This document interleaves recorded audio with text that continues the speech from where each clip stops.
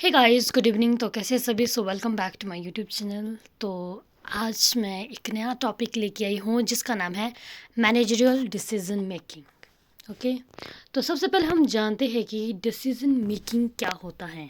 Okay, what is decision making?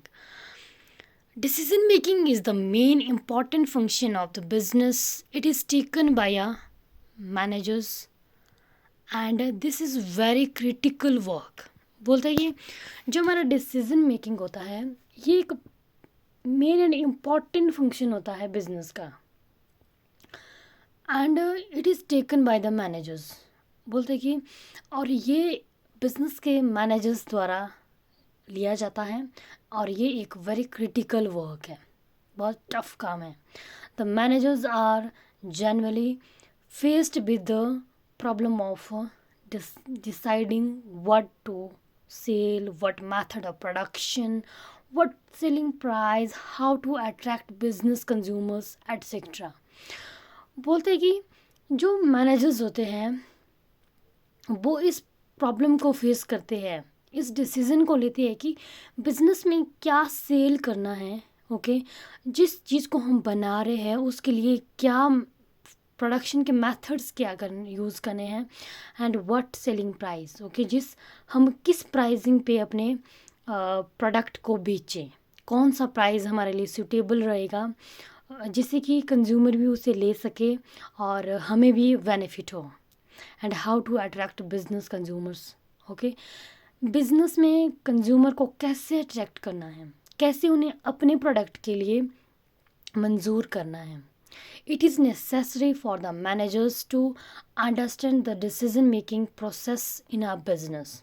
बोलते कि और ये एक नेसेसरी है, एक ज़रूरी है उन मैनेजर्स को understand the decision making process in a business कि बिजनेस में जो हमारी डिसीजन मेकिंग की प्रोसेस है वो कैसी होनी चाहिए। ओके, वो हम कैसे डिसीजन मेकिंग के प्रोसेस को करें, तो इसको कहते हैं decision making process. So number first is to define the problem. सबसे पहले क्या करना है, बिजनेस में देखना है कि बिजनेस में क्या प्रॉब्लम है, हमारे बिजनेस में क्या प्रॉब्लम चली है, उसको सबसे पहले डिफाइन करना है। सेकेंड आता है determine the possible solution and then देखना है कि जो हमारी प्रॉब्लम है उसके लिए हम कौन सा पॉसिबल सॉल्यूशन देखना है कि जो भी वो सॉल्यूशन है ऐसा हम कर भी सकते हैं। ओके, उस सॉल्यूशन को हम यूज़ कर सके बिजनेस में। देन थर्ड आता है explain the option which are impossible. बोलते कि एक्सप्लेन करना है ऑप्शन विच आर इम्पॉसिबल, कि फिर जाके देखना है कि क्या चीज़ है ऐसी जो कि बिज़नेस में इम्पॉसिबल है, उस चीज़ को हमने छोड़ ही देना है। ओके, जो हमारे लिए इम्पॉसिबल है। देन आता है fourth is identify to range of potential advantages and disadvantages each possible option.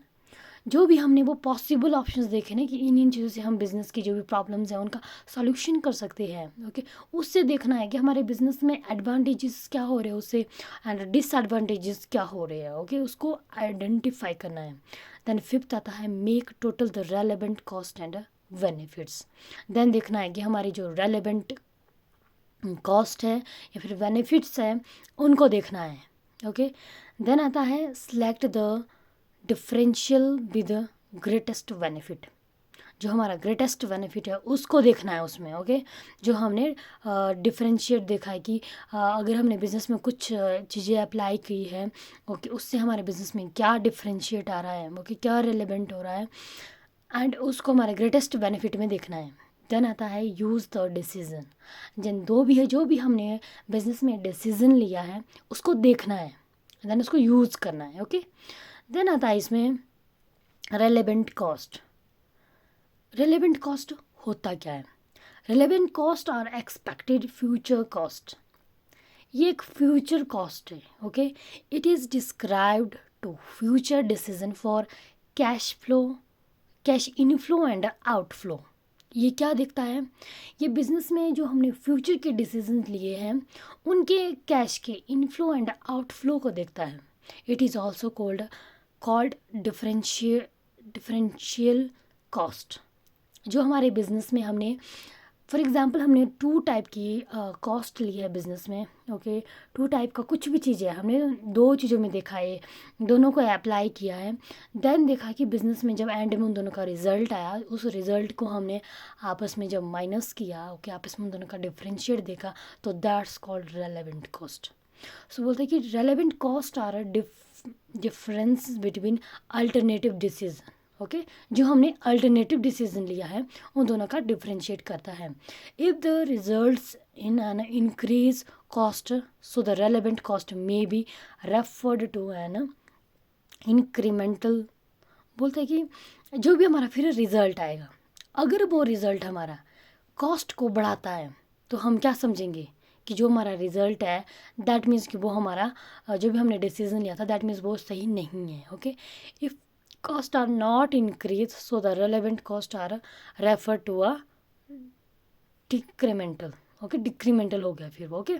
Then आता है इसमें use of managerial decision in managerial decision making, sorry marginal costing, okay, sorry use of marginal costing in managerial decision making.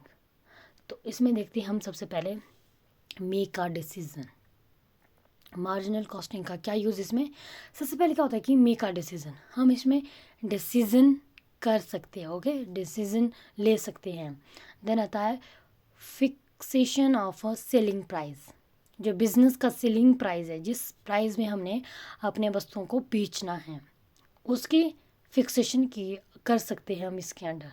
Then आता है determination of a best level of activity, कि हमारी जो activity है, जो हमारा काम है, उसका बेस्ट लेवल कौन सा है।